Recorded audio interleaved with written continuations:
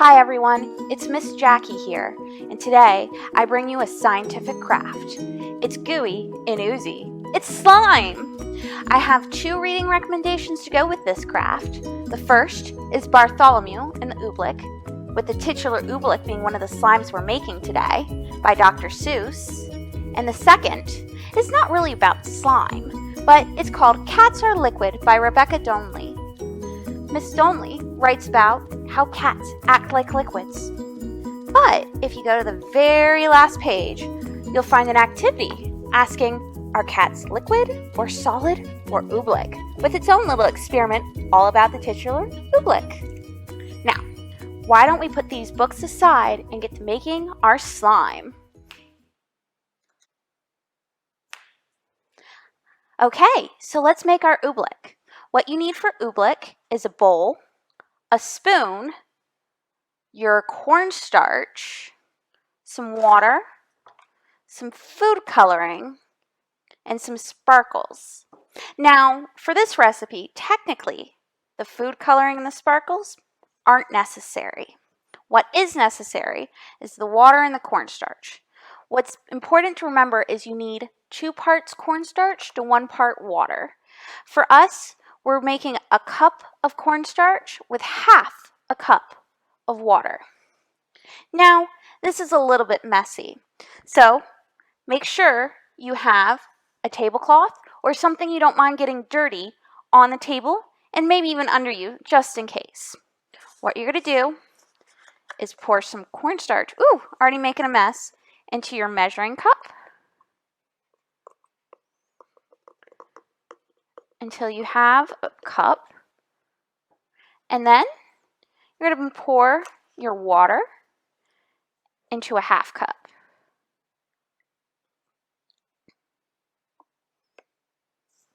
You're going to then add your dye to the water. That way it's easier to mix it in with your cornstarch. Now, if you want sprinkles like I do, what you're going to do is add it in when you're mixing your dry ingredients. So you're going to put your cornstarch in the bowl, and then you're going to sprinkle in your sprinkles. Now, I will say this process does take a little bit of time because it's going to be very hard to mix in the water and the sprinkles. So we pour a little bit of that in, and then we pour in our water. Now let me grab my spoon and get to mixing. Now my mixing took me about 5 minutes to get right.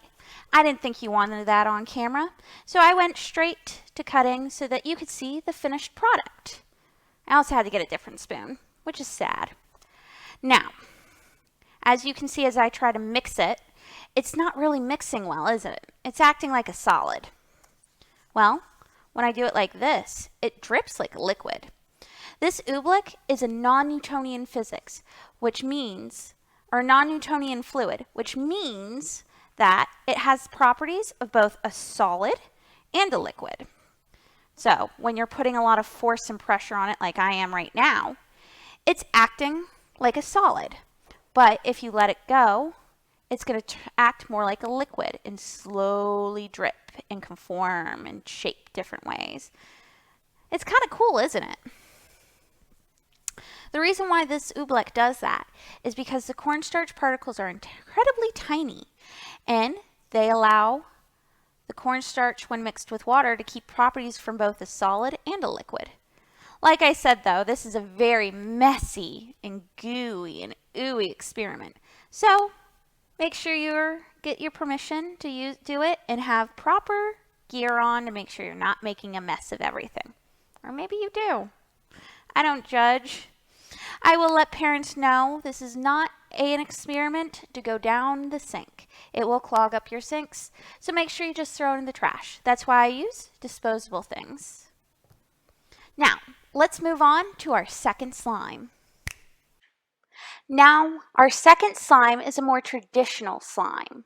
What you're going to need is glue. You can either use the clear glue or you can use regular Elmer's washable school glue. You're going to need contact solution.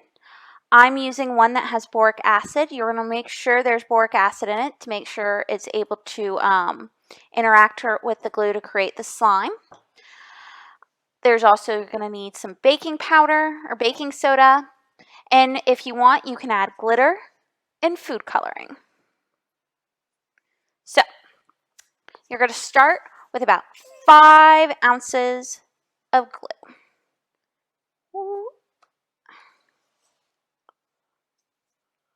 Now this isn't an exact science. You can use as much or as little as you want. The important thing is that the glue interacts with the contact solution. The contact solution is interacting with something called polyvinyl acetate in the glue, and the contact solution, specifically the boric acid, gives it that slime-like properties. Next, you're going to want to measure out with your spoon, and don't do what I did, pouring the glue on your spoon. You're not going to be able to measure well. About half a teaspoon, which this spoon is a teaspoon, of baking soda. Once it's in there, now is the perfect time to add your sprinkles and food coloring. So we're going to give a healthy little shake of sprinkles, because I like my slime sprinkly, and we're going to mix in some food coloring. Now, like the Oobleck, it only needs 1 or 2 drops. The more you add in, the darker the tint. I'm adding about 5 drops for this particular slime, and it will get all over you in your hands. Okay, now that we have everything the way we need it, we can start mixing in the food coloring and the sprinkles with the glue. This way you can see what the tint of your slime will be before you add the contact solution, so you're happy with it before you add it. Yeah, I'm quite happy with the way my color looks, so I'm not going to add any more, but you may want to add different colors or perhaps even add more food coloring. Okay, now that we're all mixed up, we're going to take this and we're going to squirt it in. Now the recipe I'm using says it's going to take about 1.5 tablespoons, but you don't want to add it in all at once. You're just going to squirt a little bit in and begin mixing. And you can already see that the glue is interacting a little differently with my spoon than it was before. It's sticking a little bit to the sides and it's sticking a little more to my spoon. But we're not quite there yet. It's not slimy enough. So we're going to add a little bit more. Oh, we're getting somewhere now. See how it's kind of acting slime-like? Taking a shape that when you put pressure on it, and then acting like a liquid, but it's not perfect yet. Just stir and stir. Now, it's up to you to decide when you're happy with your slime. Sometimes slime like this, you can tell it's sticky and gooey. If you're perfectly happy making a mess, it's perfectly usable right now. Or if you're like me and you don't want it so sticky and ooey, you can add a little bit more. Let's see. How I like to test is I stick my finger in, and if it sticks to my finger, I know I'm not happy with it. So I don't want it sticking to my hands. So just a little bit more.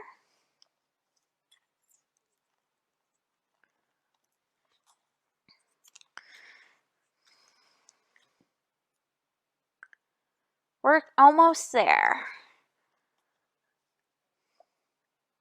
Now, if you want, you can make a clear slime. If you're going to do that, it's the same recipe, but you don't add the food coloring and the sprinkles. And once you got it at your preferred consistency, you can set it aside for a few days in an airtight container, and the air bubbles that are created in the process of mixing will disappear. Oh, you see how it's starting to get away from the bowl? I think we might be close to what I want.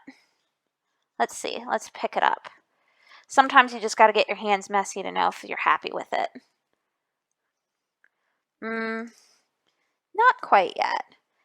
We're almost there. So I'm going to let it fall back in. Quite a messy process making this slime, isn't it? and add just a titch more because I think we're really close. We're going to knead it together.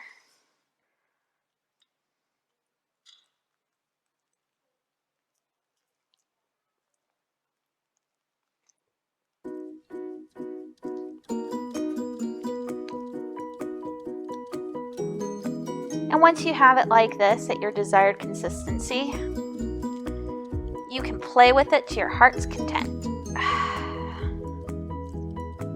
Maybe I'm not quite at my desired consistency. I hope you guys are able to make the perfect slime and that you have fun playing with this ooey, gooey science. Bye!